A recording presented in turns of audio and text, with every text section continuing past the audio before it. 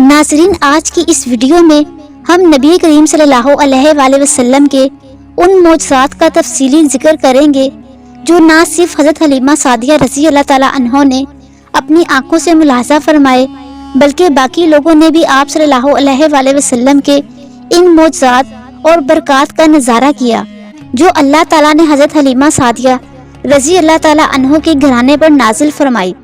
ناظرین، یاد رہے کہ اس زمانے میں عرب کا دستور یہ تھا کہ جب ان کے ہاں کوئی بچہ پیدا ہوتا تو وہ دیہات سے آنے والی دائیوں کے حوالے کر دیتے تھے تاکہ دیہات میں بچے کی نشو و نما بہتر ہو اور وہ خالص عربی زبان سیکھ سکیں۔ دائیوں کا قافلہ مکہ میں داخل ہوا۔ انہوں نے ان گھروں کی تلاش شروع کی جن میں بچے پیدا ہوئے تھے۔ اس طرح بہت سی دائیاں جناب حضرت عبد المطلب کے گھر بھی آئیں۔ نبی کریم صلی اللہ علیہ وآلہ وسلم کو دیکھا، لیکن جب ان کو معلوم ہوا کہ یہ بچہ تو یتیم پیدا ہوا ہے تو اس خیال سے چھوڑ کر آگے بڑھ گئیں کہ یتیم بچے کے گھرانے سے انہیں کیا ملے گا۔ اس طرح دائیاں آتی رہیں جاتی رہیں، کسی نے آپ کو دودھ پلانا منظور نہ کیا، اور کرتی بھی کیسے؟ یہ سعادت تو حضرت حلیمہ سعدیہ رضی اللہ تعالی عنہ کے حصے میں آنا تھی۔ جب حلیمہ سعدیہ رضی اللہ تعالی عنہ مکہ پہنچی تو انہیں معلوم ہوا کہ سب عورتوں کو کوئی نہ کوئی بچہ مل گیا ہے اور اب وہ صرف بغیر بچے کے رہ گئی ہیں اور اب کوئی بچہ باقی نہیں بچا۔ ہاں، ایک یتیم بچہ ضرور باقی ہے جسے دوسری عورتیں چھوڑ گئی ہیں۔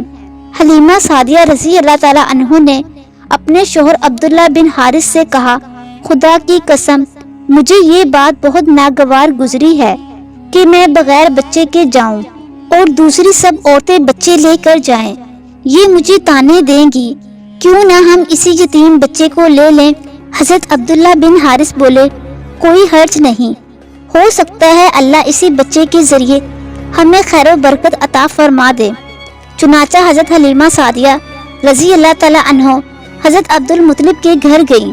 جناب عبد المطلب اور حضرت آمنہ رضی اللہ تعالی عنہ نے انہیں خوش آمدید کہا۔ پھر حضرت آمنہ رضی اللہ تعالی عنہ انہیں بچے کے پاس لے آئیں۔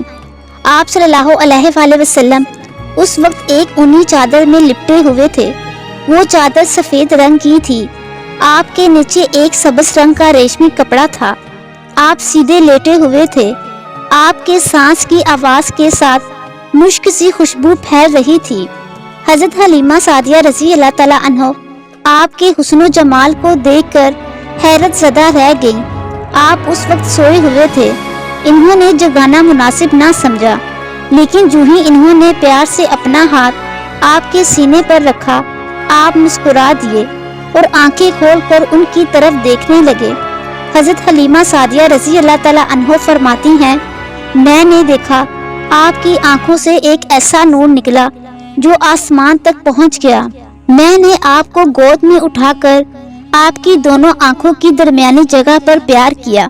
پھر میں نے آپ کی والدہ اور حضرت عبد المطلب سے اجازت چاہی، بچے کو لے کر قافلے میں آئیں۔ میں نے آپ کو دودھ پلانے کے لیے گود میں لٹایا تو آپ دائیں طرف سے دودھ پینے لگے۔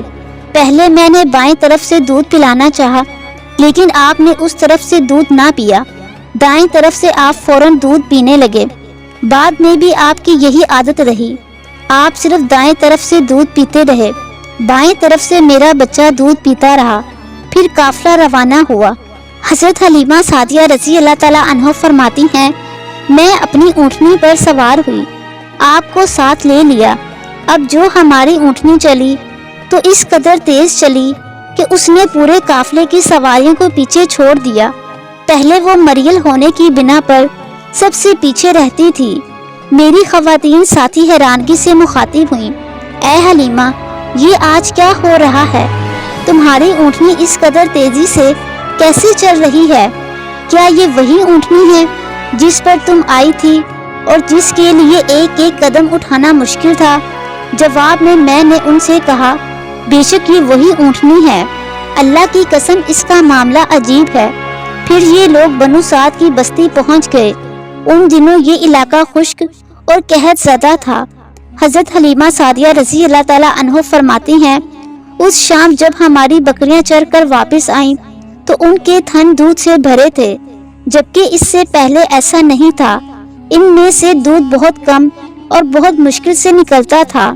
ہم نے اس دن اپنی بکریوں کا دودھ دوہا تو ہمارے سارے برتن بھر گئے اور ہم نے جان لیا یہ ساری برکت اسی بچے کی وجہ سے ہے۔ آس پاس کی عورتوں میں بھی یہ بات پھیل گئی۔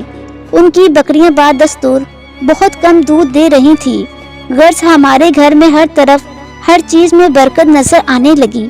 دوسرے لوگ تعجب میں رہے۔ اس طرح 2 ماہ گزر گئے۔ 2 ماہ ہی میں آپ چلنے پھرنے لگے۔ آپ 8 ماہ کے ہوئے تو باتیں کرنے لگے اور آپ کی باتیں سمجھ میں آتی تھیں۔ 9 ماہ کی عمر میں تو آپ بہت صاف گفتگو کرنے لگے۔ اسی دوران آپ کی بہت سی برکات دیکھنے میں آئیں۔ حضرت حلیمہ سعدیہ رضی اللہ تعالیٰ عنہ فرماتی ہیں، جب میں آپ کو اپنے گھر لے آئی، بنو سعد کا کوئی گھرانہ ایسا نہ تھا جس سے مشک کی خوشبو نہ آتی ہو۔ اس طرح سب لوگ آپ سے محبت کرنے لگے۔ جب ہم نے آپ کا دودھ چھڑایا تو آپ کی زبان مبارک سے یہ الفاظ نکلے، اللہ اکبر، اللہ تعالیٰ بہت بڑا ہے، اللہ تعالیٰ کے لیے بے حد تعریف ہے اور اس کے لیے صبح و شام پاکی ہے۔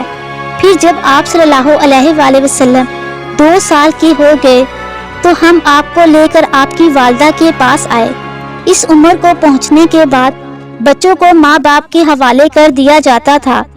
ہم آپ کی برکات دیکھ چکے تھے اور ہماری آرزو تھی کہ ابھی آپ کچھ اور مدت ہمارے پاس رہیں۔ چنانچہ ہم نے اس بارے میں آپ کی والدہ سے بات کی۔ ان سے یوں کہا، آپ ہمیں اجازت دیجیے کہ ہم بچے کو 1 سال اور اپنے پاس رکھیں۔ میں ڈرتی ہوں کہیں اس پر مکہ کی بیماریوں اور آب و ہوا کا اثر نہ ہو جائے۔ جب ہم نے ان سے بار بار کہا تو حضرت آمنہ رضی اللہ تعالیٰ عنہ مان گئیں اور پھر ہم آپ کو اپنے گھر لے آئے۔ جب آپ کچھ بڑے ہو گئے تو باہر نکل کر بچوں کو دیکھتے تھے، وہ آپ کو کھیلتے نظر آتے، آپ ان کے نزدیک نہ جاتے تھے۔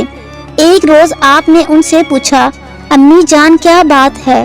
دن میں میرے بھائی بہن نظر نہیں آتے۔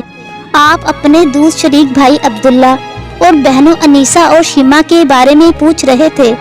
حضرت حلیمہ سعدیہ رضی اللہ تعالیٰ عنہ فرماتی ہیں، میں نے آپ کو بتایا وہ صبح سویرے بکریاں چرانے جاتے ہیں، شام کے بعد گھر آتے ہیں۔ یہ جان کر آپ فرمانے لگے، تب مجھے بھی ان کے ساتھ بھیج دیا کریں۔ اس کے بعد آپ صلی اللہ علیہ وآلہ وسلم اپنے بھائی بہنوں کے ساتھ جانے لگے۔ آپ خوش خوش جاتے اور واپس آتے۔ ایسے میں ایک دن میرے بچے خوف زدہ دوڑتے ہوئے آئے اور گھبرا کر بولے، امی جان جلدی چلیے ورنہ بھائی محمد ختم ہو جائیں گے۔ یہ سن کر ہمارے تو ہوش اڑ گئے۔ دوڑ کر وہاں پہنچے، ہم نے آپ کو دیکھا، آپ کھڑے ہوئے تھے، رنگ اڑا ہوا تھا، چہرے پر زردی چھائی ہوئی تھی، اور یہ اس لیے نہیں تھا کہ آپ کو سینہ چاک کیے جانے کی وجہ سے تکلیف ہوئی تھی، بلکہ ان فرشتوں کو دیکھ کر آپ کی یہ حالت ہوئی تھی۔ حضرت حلیمہ سعدیہ رضی اللہ تعالیٰ عنہ فرماتی ہیں، ہم نے آپ سے پوچھا کیا ہوا تھا؟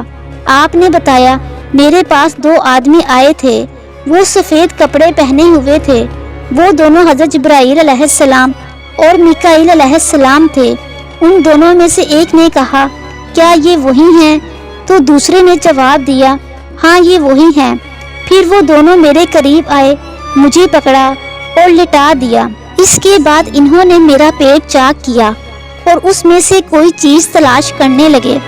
آخر انہیں وہ چیز مل گئی اور انہوں نے اسے باہر نکال کر پھینک دیا۔ میں نہیں جانتا وہ کیا چیز تھی۔ اس چیز کے بارے میں دوسری روایات میں یہ وضاحت ملتی ہے کہ وہ سیاہ رنگ کا ایک دانہ تھا۔ یہ انسان کے جسم میں شیطان کا گھر ہوتا ہے اور شیطان انسان کے بدن میں یہیں سے اثر ڈالتا ہے۔ حضرت حلیمہ سعدیہ رضی اللہ تعالیٰ عنہ فرماتی ہیں، پھر ہم آپ کو گھر لے آئے۔ اس وقت میرے شوہر عبداللہ بن حارث نے مجھ سے کہا، حلیمہ مجھے ڈر ہے کہ کہیں اس بچے کو کوئی نقصان نہ پہنچا دے، اس لیے اسے اس کے گھر والوں کے پاس پہنچا دو۔ میں نے کہا ٹھیک ہے۔ پھر ہم آپ کو لے کر مکہ کی طرف روانہ ہوئے۔ جب میں مکہ کے بلائی علاقے میں پہنچی تو آپ اچانک غائب ہو گئے۔ میں حواس باختہ ہو گئی۔ حضرت حلیمہ سعدیہ رضی اللہ تعالیٰ عنہ فرماتی ہیں، میں پریشانی کی حالت میں مکہ پہنچی۔ آپ صلی اللہ علیہ وآلہ وسلم کے دادا حضرت عبد المطلب کے پاس پہنچتے ہی میں نے کہا میں آج رات محمد کو لے کر آ رہی تھی، جب میں بالائی علاقے میں پہنچی تو وہ اچانک کہیں گم ہو گئے، اب خدا کی قسم میں نہیں جانتی وہ کہاں ہیں۔ حضرت عبد المطلب یہ سن کر فوراً کعبہ کے پاس کھڑے ہو گئے، انہوں نے آپ کے مل جانے کے لیے دعا کی، پھر آپ کی تلاش میں روانہ ہوئے۔ ان کے ساتھ ورقہ بن نوفل بھی تھے۔ غرض دونوں تلاش کرتے کرتے تہامہ کی وادی میں پہنچے۔ ایک درخت کے نیچے انہیں ایک لڑکا کھڑا نظر آیا، اس درخت کی شاخیں بہت گھنی تھیں۔ حضرت عبد المطلب نے پوچھا کہ لڑکے تم کون ہو؟ حضرت محمد صلی اللہ علیہ وآلہ وسلم چونکہ اس وقت تک قد نکال چکے تھے، اسی لیے فرمایا میں محمد بن عبداللہ بن عبد المطلب ہوں۔ یہ سن کر حضرت عبد المطلب بولے تم پر میری جان قربان، میں ہی تمہارا دادا عبد المطلب ہوں۔ پھر انہوں نے آپ کو اٹھا کر سینے سے لگایا اور رونے لگے، آپ کو گھوڑے پر اپنے آگے بٹھایا اور مکہ کی طرف چلے۔ گھر آ کر انہوں نے بکریاں اور گائیں ذبح کی اور مکے والوں کی دعوت کی۔ آپ کے مل جانے کے بعد حضرت حلیمہ سعدیہ رضی اللہ تعالیٰ عنہ حضرت آمنہ کے پاس آئیں تو انہوں نے پوچھا حلیمہ اب آپ بچے کو کیوں لے آئیں؟